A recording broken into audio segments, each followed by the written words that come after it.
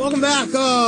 We've talked a lot about dwindling inventory and housing and how difficult sometimes it is to find the house that you want. But believe it or not, there are builders out there who are trying to alleviate the burden of finding the new house. Steve Stone joins us, general manager with AFCO and Sons, collaborates with owners on finding, developing, and managing many real estate ventures all throughout the Seattle area. Well, first, how you doing, Steve? I'm doing good. We got a few rounds of golf in this weekend, and back at the grind. So, you guys, we talk a lot on this show about the lack of inventory and housing that's out there, and people are having a hard time. And so, AFCO and Sons has built some houses, and you've seen firsthand how many people are after some of these homes. But first, tell us a little bit about AFCO and Sons and the background of the company before we get into some of the ventures that you guys have seen be very successful in the area. Well, we started actually as a fishing company out of Japan, sold the rights, turned into a real estate developer in the Seattle area, and slowly but surely kind of flourished and developed more and more projects, multifamily based, and then started Seattle Home Builders, which is a single-family based company, and buy and sell land. Sometimes we'll hold land, sell it. Sometimes we'll pick up apartment buildings that are in dire need of rehab, resell that, build new mixed-use buildings. Got a real diverse portfolio of what we do, and kind of keeps us on our toes, too, over there. Well, the word diverse kind of comes hand in hand when you say our company started as a fishing company in Japan, and now you guys are doing real estate here. Absolutely. So the background of diversity is certainly there. And so what do you see? I mean, the multifamily projects you guys have seen, we talked about some apartment buildings. There's almost a dire need for housing, and it's getting more and more expensive to live in Seattle, to live in the east side, to live in the desirable areas. And as traffic gets worse, people want to move closer to the city. As gas prices go up, they want to live closer to work. Are you seeing that? You must see that demand in the multifamily as well as single family residential markets. Yeah, we see, especially on a buyer side, when we're buying land, we're fortunate to not have to do a whole bunch of lending to buy it, but it kind of sets us apart from maybe other people that are taking equity from various projects to try to buy new ones. But what you run into is a huge bidding war when we're getting into looking at nice pieces of dirt or land, especially developed stuff. Preliminary plats, which don't come developed, are starting to get picked up and bid on as well, much more so than they were. But the finished products, i.e., where you can just throw a house up and you don't have to do any of the dirt work or infrastructure, are a dime a dozen now, because they are, as soon as it comes off from the bank or the seller, it's got 6 to 10 bids probably the first day. So not really a dime a dozen, more of that they're very hard to get. Yeah, they're definitely very hard to get, and hopefully with some of the relationships we have with some of the banks and some of the real estate agents we work with, we usually get our foot in the door first and get a crack at it. So makes it interesting for sure. So when you're talking about, land out there where houses aren't maybe developed, I think a lot of people know where these are in their neighborhoods or around, where these houses, maybe these areas of, or an acre or smaller, they're kind of ready. Yeah, no, they're ready to build, and those ready to build, like I said, are tough to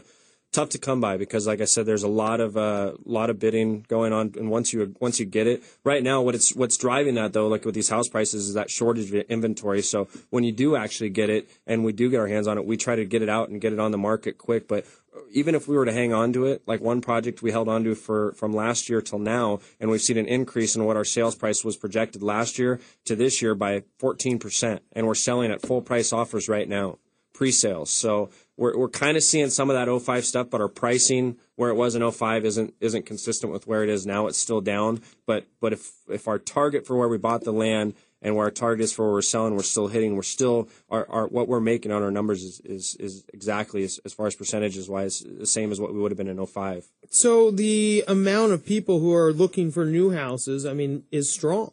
Yeah, it is strong. I think the hurdle for that is getting the pre-approval on all these buyers. Seeing a lot of Asian buyers, see a lot of East Indian buyers on the east side, and typically their financing's definitely squared away, and hence why they're buying most of the property or projects that we have, especially on the east side market.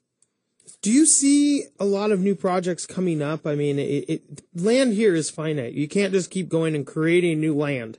And it seems like, I know in Kirkland and Bellevue, things are getting denser. Is there a lot more land to be developed in the core areas? Bellevue, no.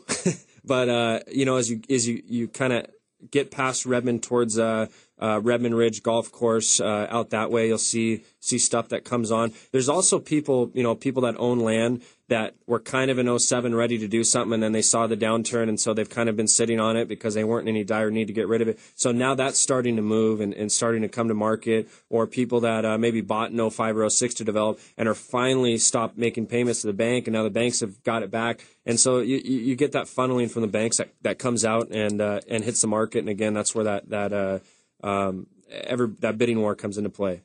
Do you guys see bidding wars on your new construction also? I mean, you talk about the bidding wars on the land, which I would imagine is a lot of other builders and developers who are trying to build a house there.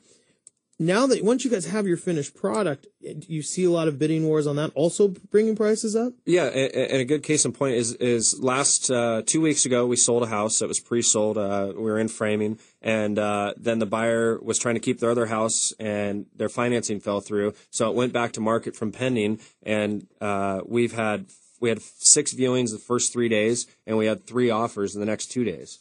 And obviously, you negotiate the offers and figure out what works best for us as a company. But, we find that we're seeing a lot of people coming in, if you're priced right, obviously. And quickly. I mean, you say it took a few days to sell. And I mean, what's the average home price that you guys are building right now? They're mid 6s. We kind of stay under that jumbo loan, try to, and kind of find a good niche. There's a lot of, that first time buyer builder area in that 300 range, which we don't really get into. It's really competitive, but we stay between the 500,000 and 700,000, 20 to 30 specs a home or homes a year, and mix in some customs, and then obviously our multifamily. But as far as a single family, yeah, we stay between that 5-7 and stay on the east side and kind of, our niche, and it works. We're here with Steve Stone with AFCO and Son. Steve, we just have a couple minutes before we have to go to break, but when you talk about how many projects you guys are building, how quickly they're flying off, I think that really does just